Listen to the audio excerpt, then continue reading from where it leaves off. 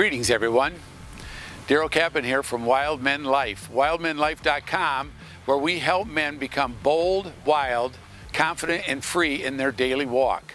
Today I'm going to be talking to you about a topic that I started in my last video. My last video was entitled How to Hear from God and Not Your Wife, and I covered a very important first topic, which was how to pray with your wife. At the end of that video, I just happened to mention that some men have a very hard time feeling like they're qualified to pray with their wife. And I'm going to give you a topic today that's kind of hard to cover, but I believe it's very, very important for you to move forward into your next step on how to be able to really hear from God and how to be bold and confident in your relationship with your wife. Today's topic is going to involve an apology to your wife. But I'm going to step back a little bit and I'm going to talk about some things that us men went through when we first became teenagers. Now, ladies, if you're watching this, just be patient. I'm going to talk to the men here for just a while.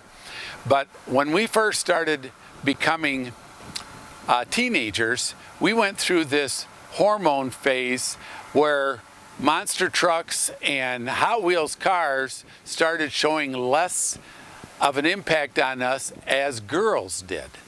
And what we found ourselves being struggling with was raging hormones that caused us to have a really strong sexual appetite, sexual desire that we did not understand.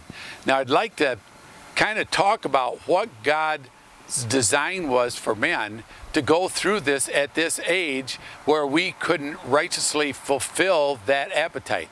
God uses, I really believe, the sexual appetite for men as a teenage year as the number one tool to help us build self-discipline. There's nothing more prevalent in our life during that time to build self-discipline. That self-discipline is extremely important for us as we grow older and as we get married and if we have relationships and we have kids. That foundation of self-discipline is critically important for us. And when we went through that at that time, that was what God was doing, or what God is doing in young men today that are going through self-discipline. Now, here's what happens.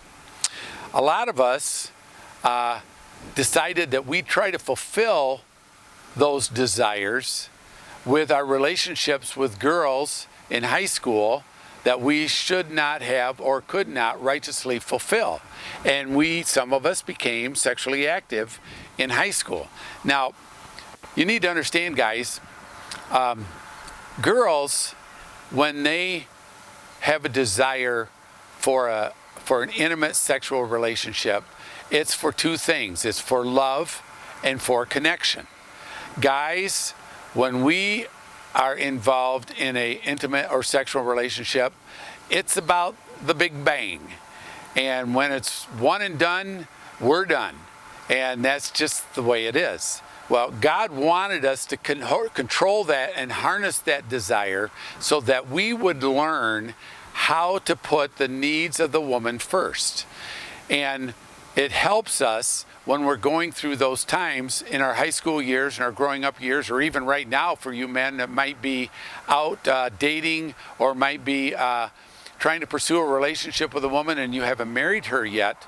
It's really important that we focus on, or that you focus on, the fact that the most important thing we can do for a woman is to have the self-discipline to protect herself from us. And that's what God's design was. Now, if you don't do that, ladies, if you're listening to this, here's what happens, okay? Guys, once they feel the sexual desire that they can't righteously fulfill outside of a marriage relationship, what happens is that we develop an appetite where we feel like our needs are more important than the woman's needs. And we carry that on over into our relationship with our marriage, where we become idealistic in the idea that everything revolves around us. Any compass that you pick up happens to point at you and not point north. And that's what happens when you fulfill that sexual relationship. So Gals, if you want somebody that's really going to look out for your needs, you need to look for a man in your relationships that will put your needs in front of his by protecting you from himself. Now, if a man fills that relationship, what happens is the woman in the relationship now becomes the dominant partner in the relationship because you have violated her trust, you have violated her protection, you violated her sexually or immorally, and you are now in a position where you owe something to her, or that's what she feels like. Everything that you do for her, you owe it to her because you violated her or you did not protect her from you.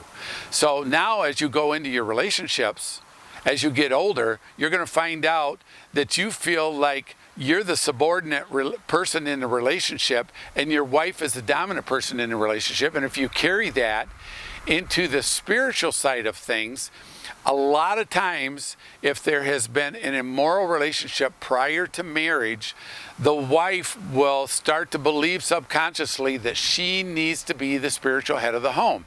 So she takes over. And she becomes the spiritual head of the home. And us men who feel subconsciously guilty and condemned because we did not protect her, we basically let her. So now what happens is when you get to that point where you're trying to pray together, you feel like you can't really lead that in your home because you've kind of submitted to your wife as the spiritual head of the home, and you've relinquished your position as the spiritual head of the home simply because you violated her trust and violated her morally prior to marriage.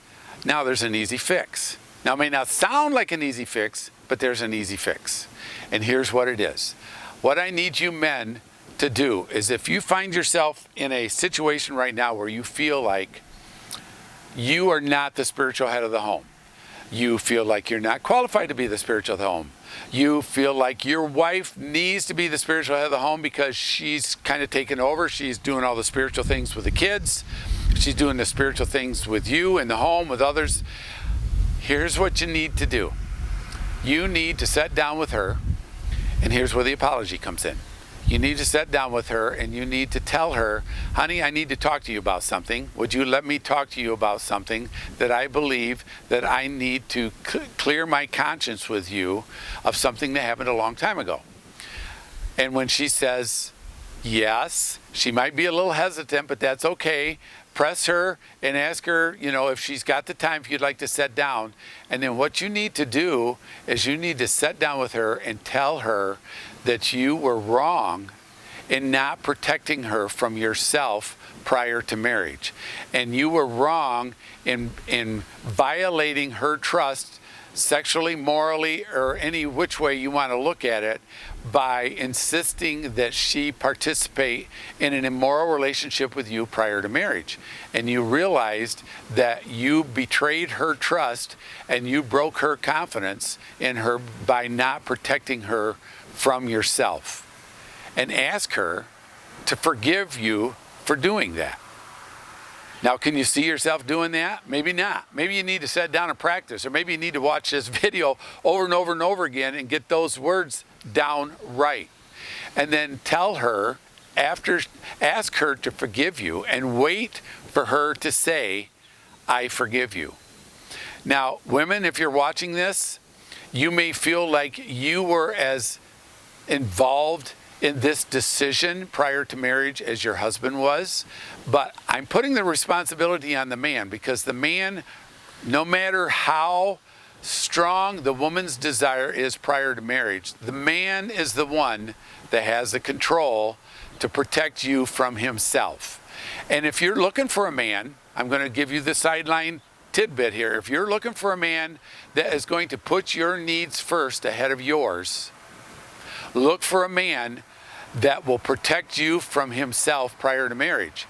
And if you insist that you want to keep yourself pure before marriage, even if you've had a relationship before that was sexual in nature prior to marriage, you can start right now from this point And you can insist that you want to have a pure relationship with the man or the woman that you are involved in. And women, I'm telling you right now, tell him that you want to remain pure up to and including up to the marriage bed. And if he insists no, if we're going to be together, we're going to have sex, you get rid of him and run away from him as fast as you can, because as soon as you do that, his needs will be more important than yours all the rest of your life, and you will constantly be fighting for your own needs.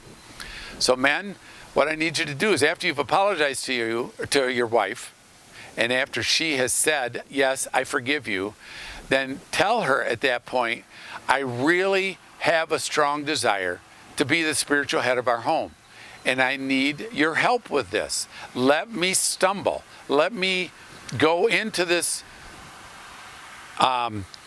direction that we're going forward with in our relationship. Let me be the spiritual head of the home, and let me work on seeing what that looks like. And the first thing that I want to do is pray with you every day, and then go back to last week's video and see what that's all about. I know that's a tough nut to crack, guys, and I know it feels a little bit overwhelming. You know, some of you have been married, you know, I've been married 45 years in November. And if I was faced with this, I did this with Donna, even though I will tell you this, we did make it to the marriage bed with Donna's virginity intact, but honestly, it was by the skin of our teeth. And I still went back and asked her to forgive me for not protecting her from myself, because we were involved in a lot of things up to, but not including sexual intercourse, but it could have just as well been just as easily. And so I had to take the time to go back and apologize to her and ask her to forgive me for not protecting her from me when we were dating. So the longer that this has gone, it may feel like the harder it is to do, but trust me, it's not. This is a big, big step. And I'm trusting you men to be bold, wild, confident, and free in your relationship with your wife enough to go to her and say, this is what I want to apologize to you for, and I need to ask you to forgive me for that. Okay? Now, I still haven't covered the whole topic about how to hear from God, not your wife. I've done these 2 videos, one about how to pray with your wife, and I've now talked about how to take your next bold step in being the bold, confident leader that you want to be spiritually in your home. And we've covered that in this video. The next video, I'm going to actually give you some really powerful tools and simple tools on how to daily hear from God. And you're not going to want to miss this, because this is the best part of all. I've just kind of been building this up to get you ready for what I'm going to show you in the next video. So this is your assignment for this week, guys. If you did make it to the marriage bed and you don't have to do this, God bless you guys. I am proud of you. I'm proud in your strength of character that you were able to do that. For those of you that struggled and maybe failed, it's okay. There is no condemnation to those who are in Christ Jesus. And we're not here to condemn. We're here to empower. We're here to strengthen. And we're here to make you bold, wild, confident, and free.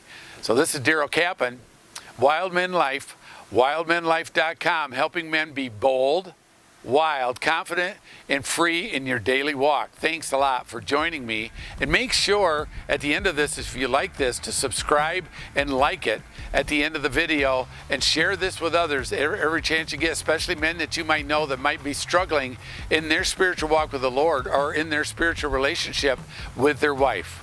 Thanks so much, you guys. Love talking to you.